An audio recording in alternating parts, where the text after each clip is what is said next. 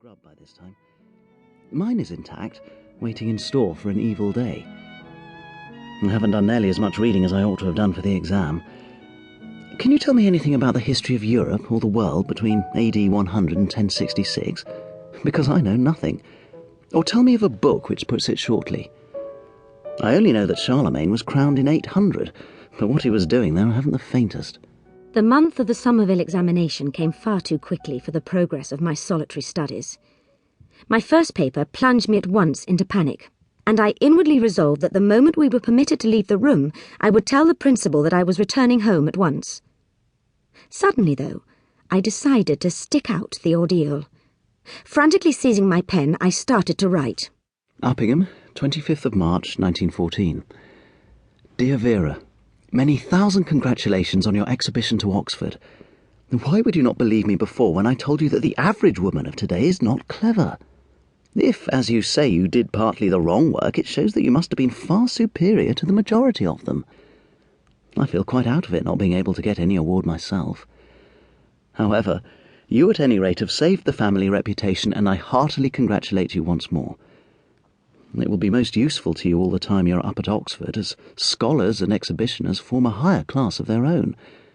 And it will also be a great satisfaction to feel that you have succeeded in earning something. I wish I could. In April 1914, Edward invited a school friend to Buxton to stay with us for part of the Easter holidays. He looked forward to his friend's coming with definite pleasure, but also with a little trepidation, for Roland Leighton, besides being captain of their house, had an enormous school reputation for brilliance and unapproachableness. He was head of Uppingham in work and editor of the school magazine. Like Edward, he was destined for Oxford in the autumn, and had recently won the Senior Open Classical Postmastership at Merton College. Although my interest threatened effervescence, I managed to be out of the house when Roland arrived. Coming in purposely late for dinner, I greeted with a lofty assumption of indifference the young man who rose hastily from his chair.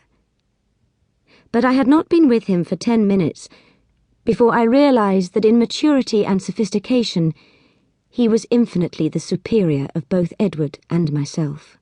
I hardly saw him that evening, for after dinner I had to hurry off to attend some amateur theatricals which I had been asked to criticise for the Buxton Advertiser. But the next morning, when I was anxiously composing my review, I found him beside me, unobtrusively suggesting words and phrases. For the rest of the day, we discussed various matters such as literature and religion.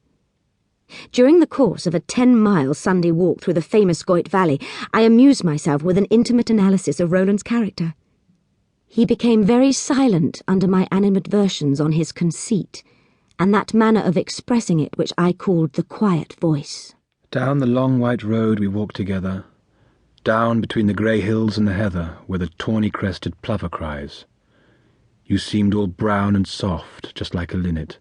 Your errant hair had shadowed sunbeams in it, and there shone all April in your eyes. Before Roland returned home, I had to leave Buxton for a long-arranged visit to some relatives in the Lake District. I had been looking forward immensely to this holiday, and could not understand why, when the time came, I suddenly felt so unwilling to go. Dear Vera, Edward has commanded me to address you in this way. I hope you do not object. Here is the story of an African farm, but such a wretched little edition after all that I feel it is hardly worth sending you. Please forgive it and me.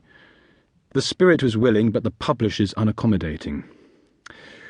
When you have read it, let me know what you think of it, and whether you agree with me that Lyndall is rather like you, only sadder, perhaps, and not so charmingly controversial.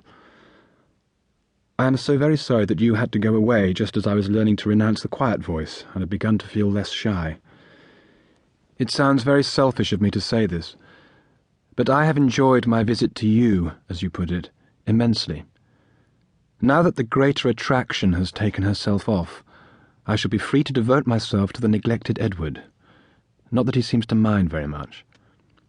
Meanwhile, till speech day, yours very sincerely, Roland Leighton, or Aubrey, if you prefer it.